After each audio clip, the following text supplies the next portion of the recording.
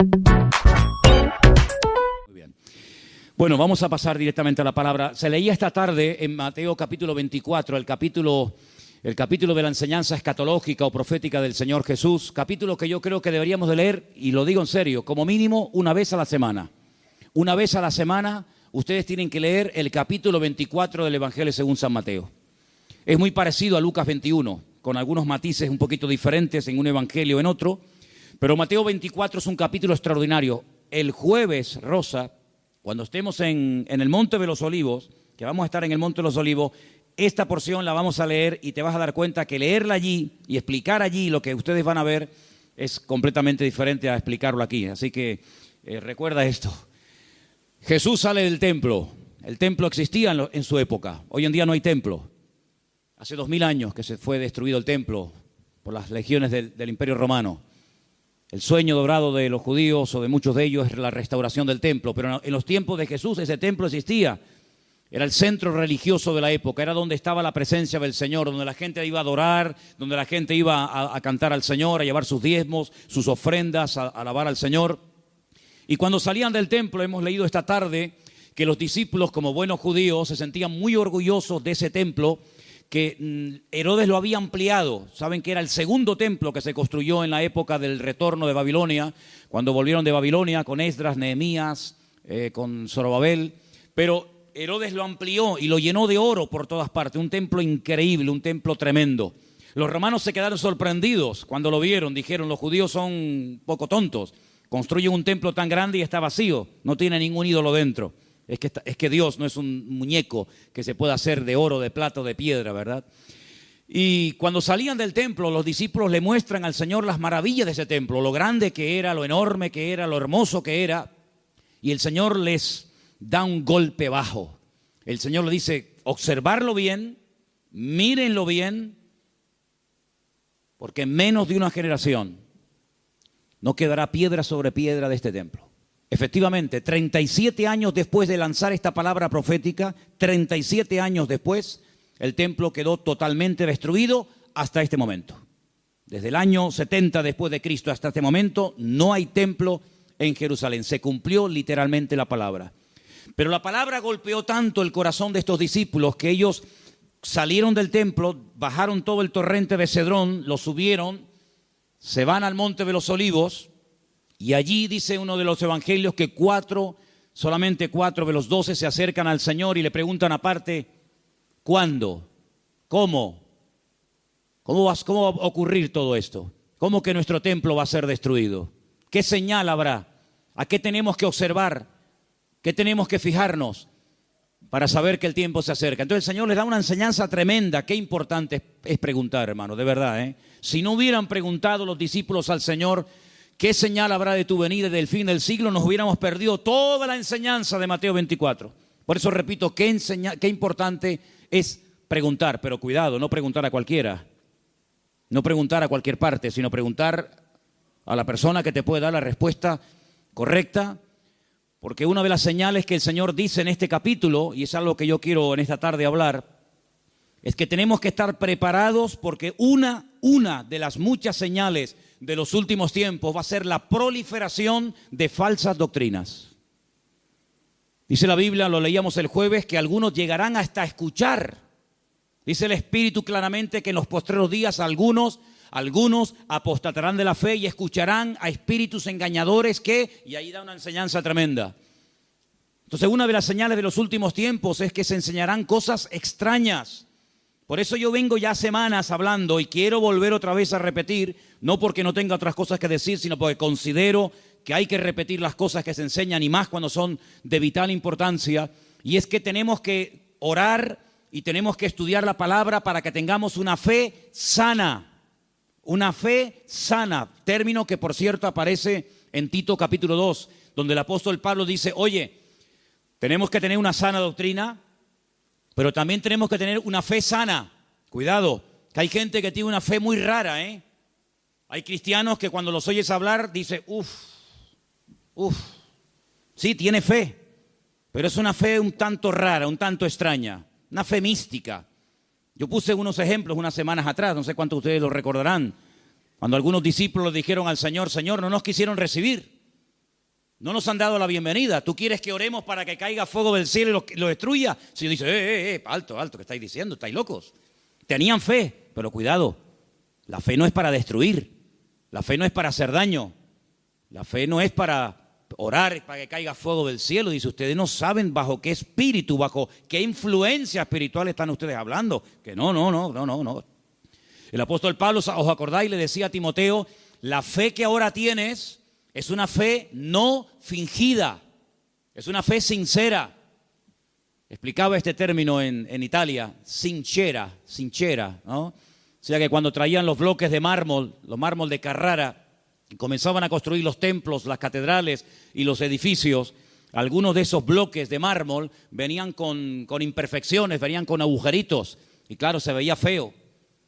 Cuando es un bloque no, pero cuando son tantos, entonces los rellenaban con cera, y parecía como que no había ningún defecto.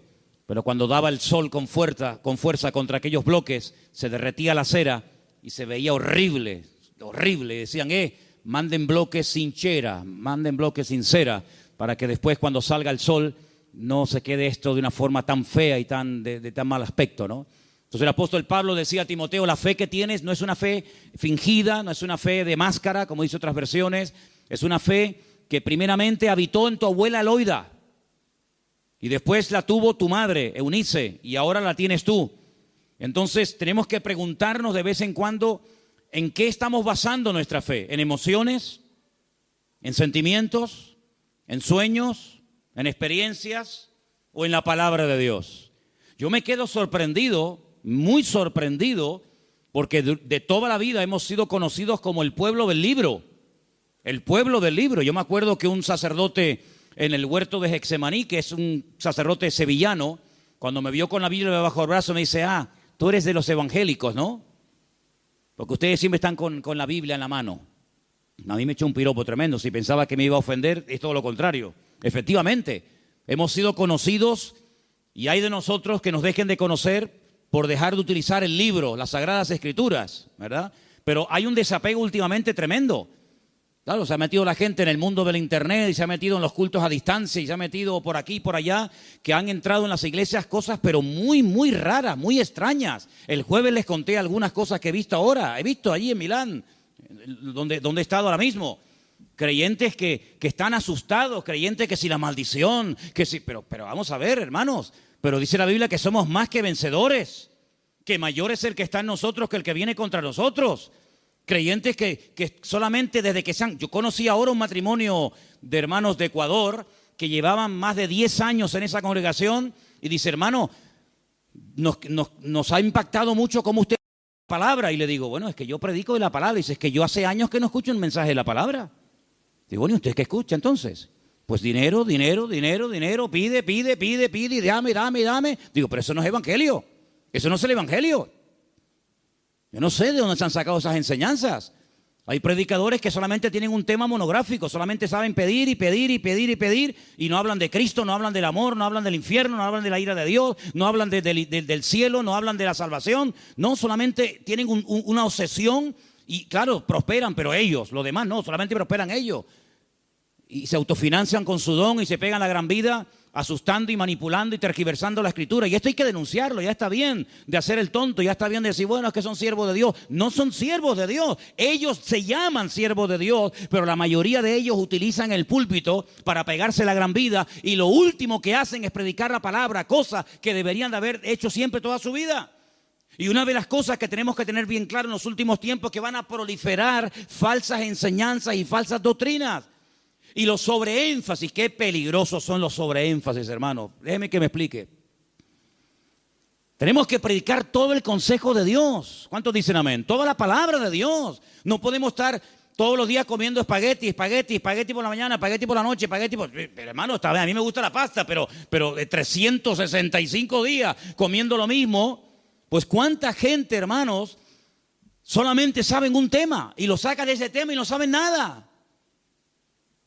Que si el dinero, que si las profecías. ¿Sabe cuánta gente, hermano, van a las congregaciones para que alguien ore por usted y le den una palabra y le den una profecía? Mire, me leí hace unos días la biografía de la señora White.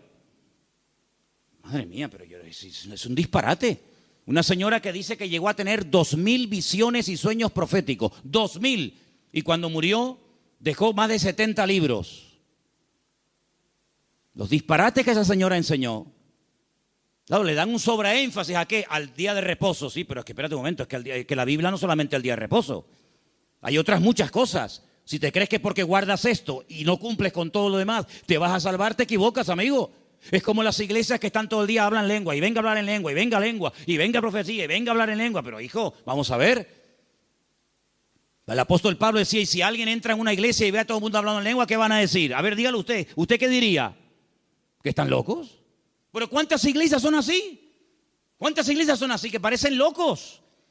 Yo fui hace muchos años a una congregación en Las Palmas. Y bueno, yo estaba predicando y en medio de la predicación se levantaba la gente, se caían ahí al suelo y empezaban a gritar y a revolcarse. Y yo decía, ¿qué le pasa a esta gente? Entonces yo miré al pastor que estaba allí y le digo, ¿qué le pasa?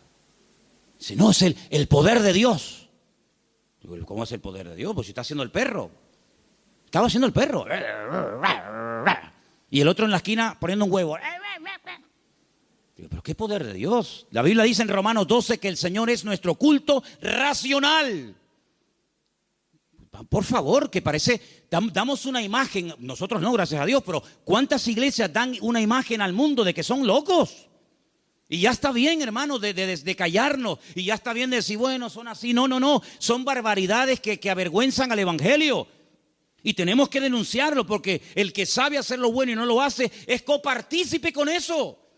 No les contaba el jueves que acabo de conocer ahora a un pastor en Milán que se tira en la plataforma cuando llega el momento de la ofrenda y le dice a la gente que lo tienen que tapar con dinero. ¿Pero cómo? Sí. Él dice, no, mira, aquí todavía se me ve algo de tela, tienen que tapármelo. Increíble. Un pastor que la congregación un día le regaló un coche, cogieron una ofrenda en la congregación, le regalan un coche al pastor y a los 2 días se sube al púlpito y dice, hermano, Dios me ha dicho, mentira, Dios no dijo nada, eso es falso. Pero él dice, Dios me ha dicho que este no era el coche que ustedes tenían que regalarme, era uno más grande y superior. Y la gente tan tonta va, lo cambian y le compra uno más grande. Y yo le decía, pero ¿ustedes qué hacen allá adentro? ¿Por qué no se le va a hablar, salgan corriendo? Eso no es iglesia, eso no es nada, eso es un circo. Eso es una vergüenza para el evangelio. Es que tenemos miedo, porque nos ha dicho que si nos vamos se nos va el espíritu y se nos va la bendición. Digo, hágame el favor. Oye, que a mí nunca me ha tocado la breva de caer en una iglesia de estas, ¿eh? A mí nunca me ha tocado una breva de estas. Siempre, de verdad, a mí me toca una iglesia de estas y es que me voy al Antiguo Testamento con la espada y el arco. Increíble, hermanos. Entonces tenemos que retornar a la palabra de Dios es nuestra base. No podemos entrar en locuras, en disparates. Todo lo que usted pueda pensar, soñar, sentir o lo que sea, si no va de acuerdo 100% con la palabra, no es de Dios. La palabra de Dios es la base, es el fundamento de nuestra fe. Y no necesitamos nada más que la palabra y nuestra experiencia, nuestra relación con el Señor. Yo creo que algunas personas no han terminado de descubrir lo que significa enamorarse del Señor y enamorarse de la palabra. Por eso buscan fuera, porque cuando un hombre está enamorado de su mujer no tiene que buscar otra. Y cuando una mujer está enamorada de su marido no se le van los ojos detrás de otro. Cuando usted está enamorado de Cristo no le tienta nada ni nadie, porque usted sabe en quién ha creído. Y a mí me da la impresión de que hay mucha gente hoy en día en las iglesias que son religiosos, pero no han nacido de nuevo, porque la persona que nace de nuevo no hace estas barbaridades, porque ofende al Señor. O no conocemos la historia de este joven llamado José, un hombre que nunca fue a un culto. José nunca fue a ningún culto. José nunca leyó la Biblia. Pero José un día tuvo un momento en el que fue tentado y él dijo, yo no puedo hacer esto porque pecaré contra mi Dios. Y uno dice, pero ¿cómo sabía este hombre que eso era pecado? Porque él tenía comunión con el Señor. Y cuando una persona tiene comunión con el Señor y conoce al Señor, sabe lo que le agrada y lo que no le agrada al Señor, aunque no lo hayas leído. Porque el Espíritu Santo que mora en ti te da testimonio de que eso es o no es la voluntad del Señor. ¿Cuántos dicen amén? Entonces hay que retornar a la Biblia, hermanos. Claro, hay gente que se atiborra de libros y venga libros. Hermano, este es el libro que Dios nos ha dado. Escudriñar las Escrituras, dice la Biblia, porque ellas son las que dan testimonio de mí. Y mire, hermano, yo antes de irme para Italia les comentaba de aquellos 10 leprosos, ¿acordáis? Aquellos 10 hombres que bajaron de las montañas porque tenían fe, pero momento. Yo les dije a ustedes y espero que no hayan olvidado esa enseñanza, porque para mí es de vital importancia. Ellos tenían fe. Por eso bajaron de la montaña. Ellos tenían fe, por eso clamaron al Señor. Pero el Señor no los sanó así instantáneamente, sino que el Señor les dijo, id y mostraos a los sacerdotes. Ellos no sintieron nada. Ellos no vieron nada. Ellos seguían estando leprosos. Pero ellos en obediencia se ponen a caminar y mientras caminan, automáticamente se produjo el milagro. Por eso, ¿se acuerdan cuando yo les dije que fe más obediencia es igual a la bendición de Dios? Por eso hay gente que tiene fe, pero no crecen, no maduran, porque es una fe a veces extraña, envenenada, contaminada, porque han estado en tantos sitios que, permítame la expresión, tienen un potaje en la cabeza. Pero cuando usted conoce al Señor y a su palabra, y usted tiene una fe sana, bien encaminada en las cosas del Señor, usted sabe que la fe, si no tiene obras, y la fe, si no obedece al Señor, no sirve de nada. ¿Cómo usted va a pretender con la fe que tiene viviendo en desorden, sin poner en práctica los mandamientos del Señor? Que Dios le bendiga. Primeramente tendrá que ponerse en orden para que el Señor pueda hacer maravillas en su vida. ¿Y cuántos creyentes en las iglesias son una cosa aquí y fuera son otra? Sí, tienen fe, pero el testimonio que dan es pésimo. Bendito sea la palabra cuando el Señor dice a través de la boca de Pablo, no me avergüenzo del evangelio, porque es poder de Dios. Espero que el evangelio no tenga que arrepentirse y no tenga que avergonzarse de la conducta que está llevando fuera. Porque aquí todos somos muy buenos, aquí todos levantamos las manos, o el que quiera, y aquí todos somos muy santos. Pero, ¿y por fuera? Porque a mí de qué me sirve que vengas aquí, gloria a Dios y aleluya, si luego en la calle eres un desorden y vives en pecado, estás viviendo en adulterio, estás viviendo en fornicación, tienes un mal testimonio en la familia. No, tienes que plantearte tu relación con Dios. ¿A qué vienes aquí? ¿A cambiar o a qué? ¿A fichar como en un trabajo? No, fui al culto. Sí, fui al culto porque te entró por aquí y te salió por allí, porque no ha habido cambios en tu vida. Esta es una iglesia donde queremos que la gente venga, gloria a Dios, sí, pero que vengan a cambiar. Y que sepan que aquí no vamos a estar con tontería ni con experiencias extrasensoriales, sino que aquí te vamos a llevar a la palabra. Y la palabra te va a hablar y el Espíritu va a hablar a tu corazón. Y en cuanto veamos cosas extrañas que no son de Dios, pues te las tendremos que decir. Y claro, algunos de estas cosas no lo entienden y dicen, no, es que aquí no hay amor. Bueno, si usted entiende el amor, que le vamos a decir lo que usted quiere oír, evidentemente aquí no lo va a encontrar. Aquí le vamos a decir lo que dice la palabra. Y los que estamos, los que vienen, se adaptan a lo que hay, y si no, pues que el Señor le bendiga y que le lleve a otra iglesia.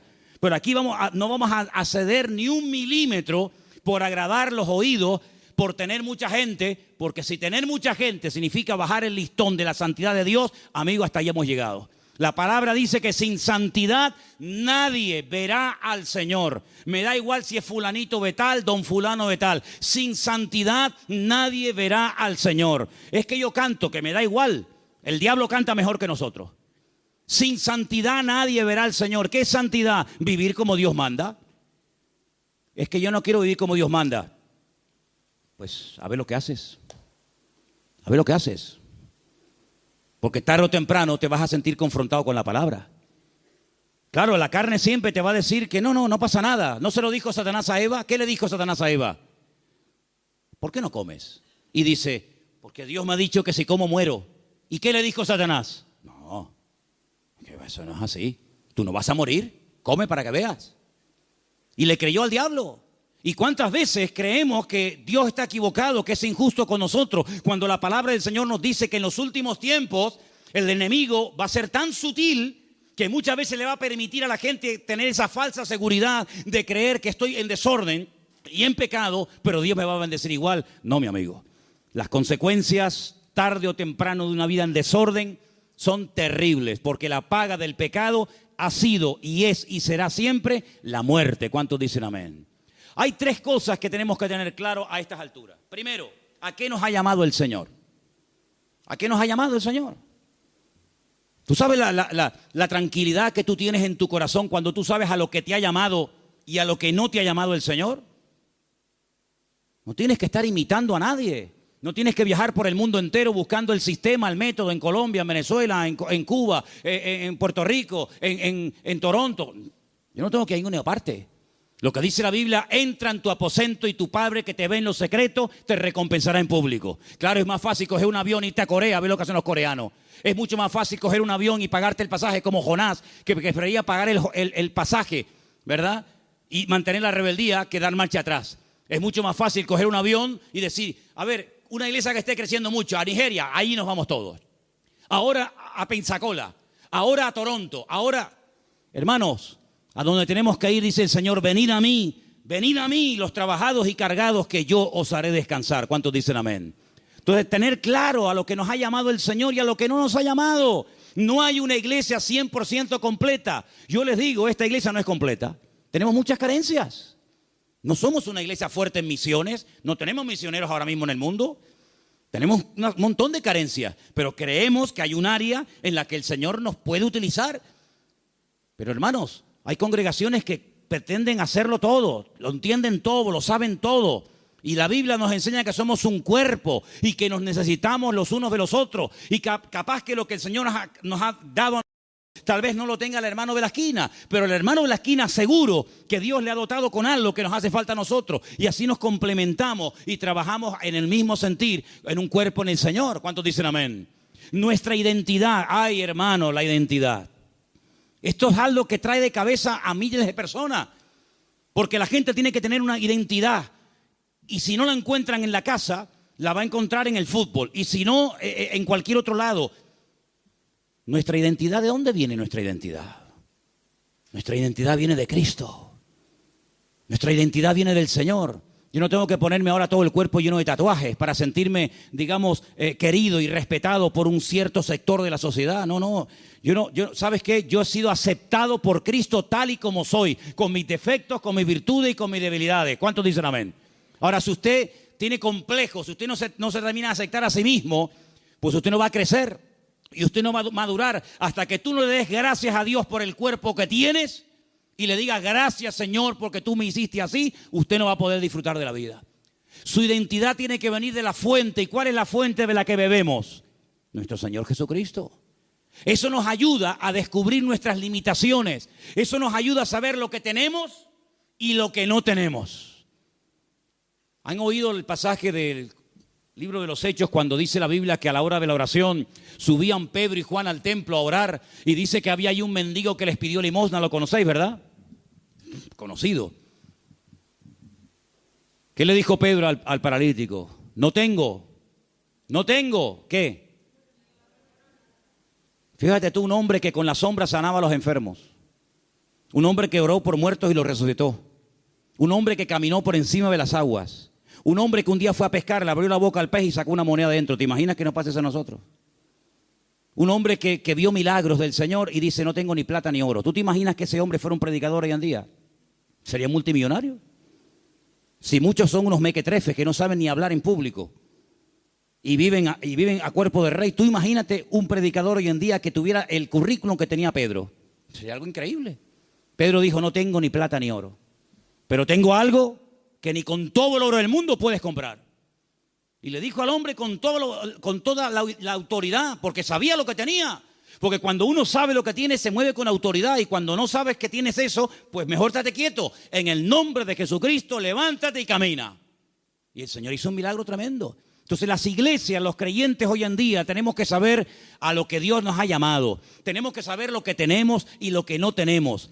Y darle gracias al Señor, porque Dios con nosotros ha sido tremendamente fiel. Y a unos le da 30, a otros le da 60, a otros le da 100. Y cada uno tiene que saber moverse en el área donde Dios lo ha puesto. ¿Cuántos dicen amén? Pero no escondas, como decía Pierre hace un rato, no escondas el talento bajo tierra. Porque hay gente que a lo mejor tiene un talento pero no lo usan. Y yo conozco muchos creyentes que no están usando lo que Dios les ha dado. No lo están usando. Están más preocupados en conseguir un buen trabajo que en servir a Dios. Están más preocupados en pagar lo que deben que decir, Señor, yo todavía no sé el don que tengo. Si yo me pusiera a preguntarle a muchos creyentes hoy en día, ¿cuál es el don que Dios le dio a usted? ¿Cuál es el don que Dios le dio a usted? Muchos dirían, no lo sé. Y llevan toda la vida en la iglesia. Entonces, en estos años, ¿qué has hecho? Porque si no sabes a lo que Dios te ha llamado, si no sabes cuál es el don que tienes, la pregunta es, ¿usted qué ha hecho en los 10 años que lleva en el culto? ¿Qué es lo que usted ha hecho? Queridos hermanos, es el tiempo de que le preguntemos honestamente al Señor, y está el año a punto de terminar, Señor, ¿en qué área tú quieres utilizar mi vida? Porque el Señor tiene grandes sorpresas para todos y para cada uno de nosotros. ¿Cuántos dicen amén? Ahora, hermano, escúcheme una cosa. Dios quiere que crezcamos en todas las áreas. Como dije antes, el sobreenfatizar algo, el crecer demasiado en un área, olvidándonos de otras, lo que produce son monstruos. Hay gente que le da un énfasis tremendo a la oración. Y claro, la oración es muy importante, hay que orar, claro que sí. Pero no tienen ni papa, no tienen ni idea de la Biblia. Por otra parte, hay gente que está todo el día con la Biblia, leyendo, memorizando y estudiando, pero nunca oran.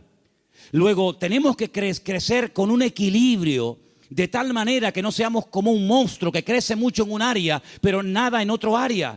Y tenemos que dedicarle tiempo al Señor a decir, Señor, yo quiero crecer espíritu, alma y cuerpo, como dice la palabra. ¿Cuál fue el último libro que leíste? Sin contar la Biblia. ¿Cuál fue el último libro que leíste? Hay cristianos que no leen nada. Hay cristianos que no leen nunca nada. ¿Y cómo van ustedes a contactar? ¿Y cómo van ustedes a evangelizar? ¿Y cómo van ustedes a dialogar con personas del mundo que no leen la Biblia, sino que leen y están preocupados con otras cosas? Si tú no estás puesto en lo que el mundo habla y comenta, ¿cómo vamos a alcanzarlo si no sabe ni por dónde empieza una conversación, ni por dónde termina? Hay gente que no trabaja, ni estudia, ni hacen nada. Y son las víctimas y son las personas más propensas a caer en desánimo, en depresión y en pecado. Una vez leí un refrán, no es bíblico, pero decía algo así como: Satanás busca a una persona desocupada para darle una ocupación. Grandes hombres de Dios a lo largo de la historia no cayeron en el campo de batalla mientras servían al Señor.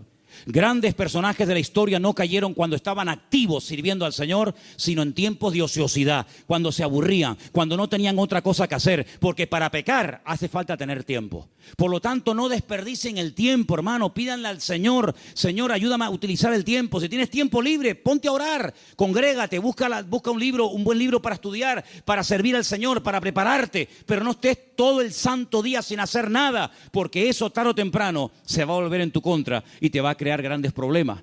Quiero también comentar algo que para mí es de vital importancia. Hay gente que por la timidez, por el temor, por el miedo al qué dirán, no terminan nunca de dar el paso.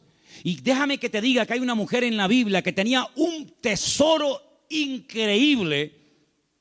Lo quería consagrar, lo quería entregar al Señor, pero no fue de utilidad su tesoro, no fue de bendición lo que ella tenía, hasta que rompió el vaso de alabastro y ungió con ese perfume al Señor, y dice que toda la casa se llenó del olor del perfume. ¿Cuánto tiempo hace que no caes quebrantado en la presencia del Señor? Hay gente que tiene los ojos muy secos, hace tiempo que no lloran, que no se quebrantan en la presencia del Señor. Viven secos como palos, como aquel valle de huesos secos, que dice que eran muchos, pero estaban secos. Estaban secos, no había vida, no había espíritu en ellos.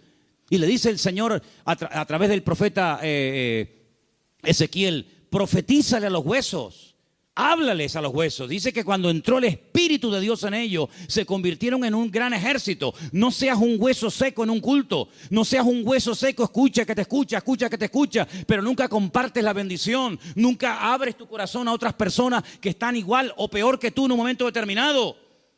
Pídele al Señor antes de que finalice el año, que está ya, como quien dice, a la vuelta de la esquina, poder ganar almas a los pies de Cristo. ¿Cuál fue la última persona que ganaste para Cristo? Yo estoy seguro, no lo voy a preguntar, porque no quiero que te sientas mal. Bueno, sí quiero que te sientas mal. Sí. No, que si no sería falso. Sí quiero que te sientas mal. ¿Cuántas almas has ganado para el Señor en este año? ¿10? ¿5? ¿1? No has ganado a nadie este año. Si yo no gano ni un alma para Cristo en un año, yo me muero. Le diría al Señor: Señor, llévame contigo. Ya mi ministerio se secó, ya se secó. ¿Sabe lo que pasar 365 días? Viajar, comprar, ir de vacaciones, disfrutar de la vida, de lo que tienes, trabajar, estudiar y no ganar ni un alma para Cristo. Eso se llama esterilidad, amigo. ¿Y cuántos creyentes son estériles? ¿Cuántos creyentes son estériles? No han tenido el privilegio de llevar ni a uno en 365 días a los pies de Cristo. ¿Cuántas Biblias has repartido este año? ¿50? ¿25? ¿10? ¿Ninguna? ¿Cuántos folletos has repartido este año para invitar a alguien a un culto? Hablarle del Señor. Esa es nuestra realidad. Esa es la realidad del pueblo de Dios. Por eso cuando me dicen, hermano, ¿por qué hoy en día no hay tantos milagros como hace 2000 años? Es que es normal. Porque el nivel de consagración y de compromiso del creyente del siglo XXI no tiene nada que ver con el creyente de los primeros siglos de la era cristiana. Aquella gente vivía para y por Cristo. Estaban obsesionados con el Señor.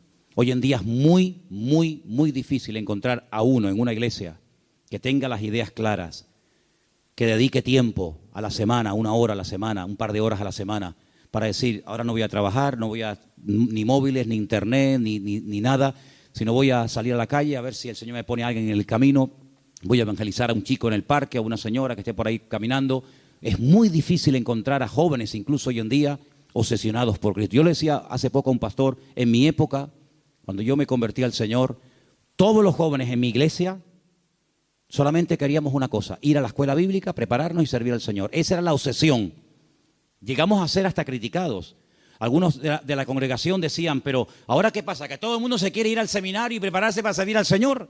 Hasta recibimos crítica en aquellos tiempos. Y en aquellos años surgieron un montón de pastores que hasta el día de hoy, son los que están. Pero pastores que ya tenemos 50 y pico años largos, porque te hablo hace ya 30 y tantos años atrás. Bueno, pues 35 años han pasado desde que yo estoy sirviendo al Señor y yo no he visto que ese deseo de servir al Señor a tiempo completo, como misionero, como pastor, como evangelista, como lo que sea, se ha ido diluyendo, se ha ido perdiendo. Y tú puedes observar hoy en día en los púlpitos que los pastores pues ya tienen de 50 años para arriba, si no más. Dime qué pastor hay, nómbrame 10 pastores en Tenerife que tengan 21 años como yo fui el primer pastor.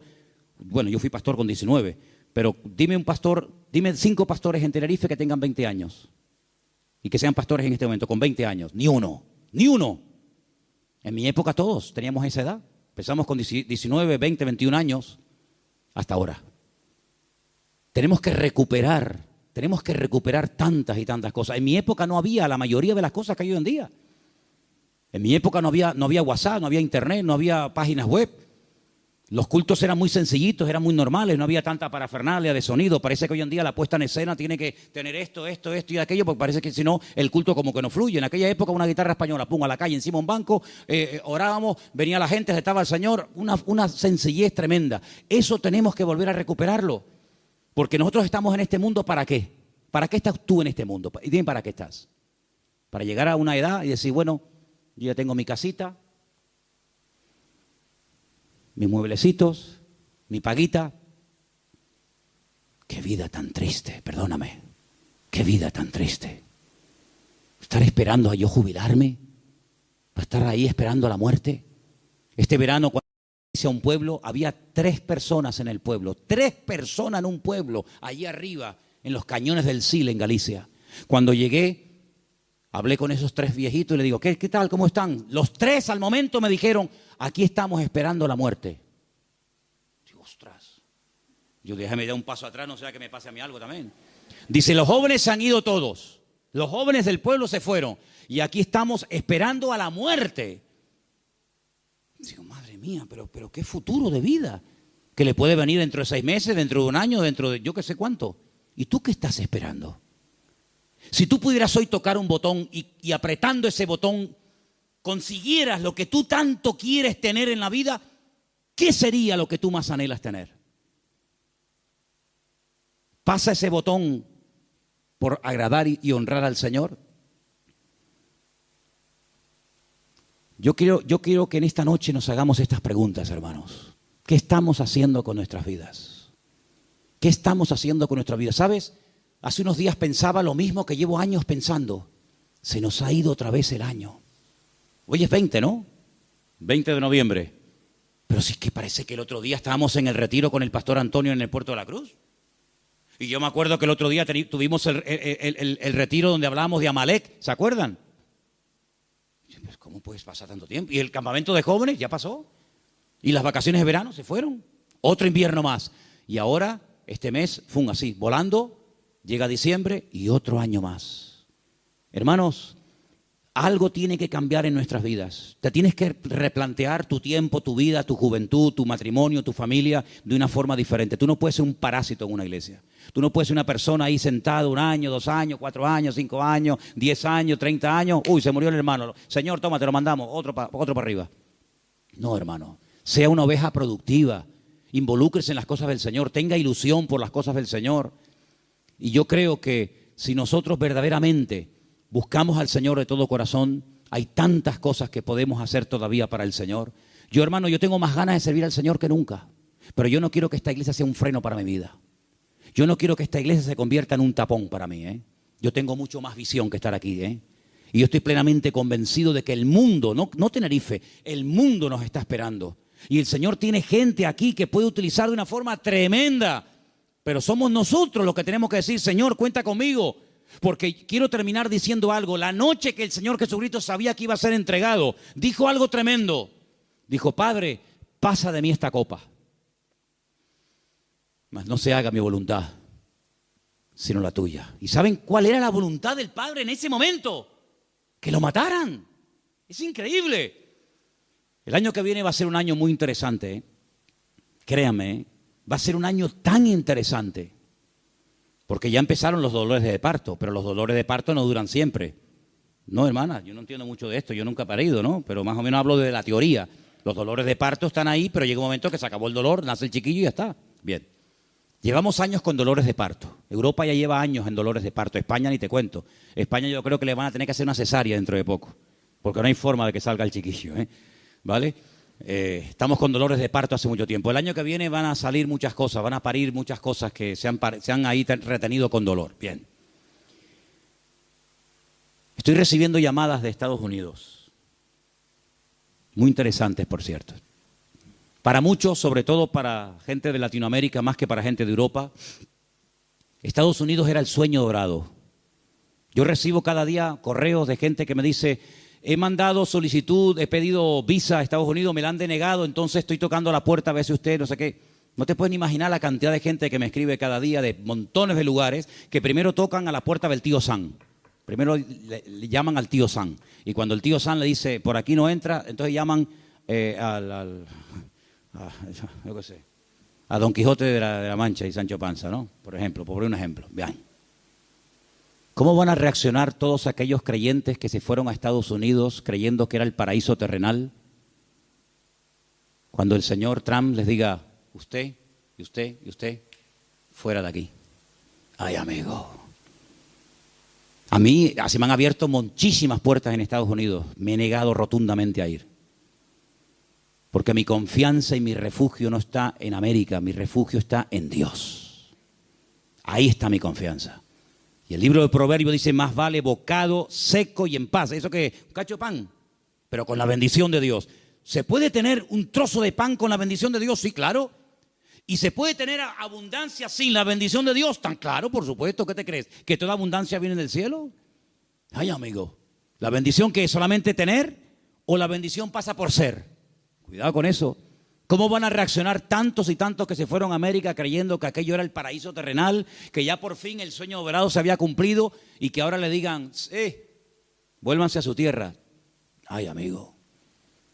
Ha llegado el momento, hermanos, si no lo veis, lo vais a terminar viendo y entendiendo.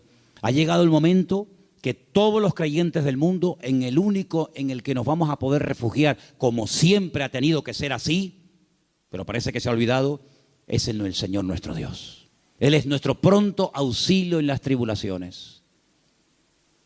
Me llaman hermanos de Estados Unidos, ya han empezado las pintadas en iglesias evangélicas de hispanos diciéndole, váyanse a su tierra. No te puedes ni imaginar cuántas. Claro, eso no sale en las televisiones. Incluso persiguiendo ya a algunos judíos. Fíjate tú, el país del mundo donde más judíos hay, más que en Israel, es en Estados Unidos. Y ya muchas sinagogas están vendiendo en Nueva York, en New Jersey, en muchos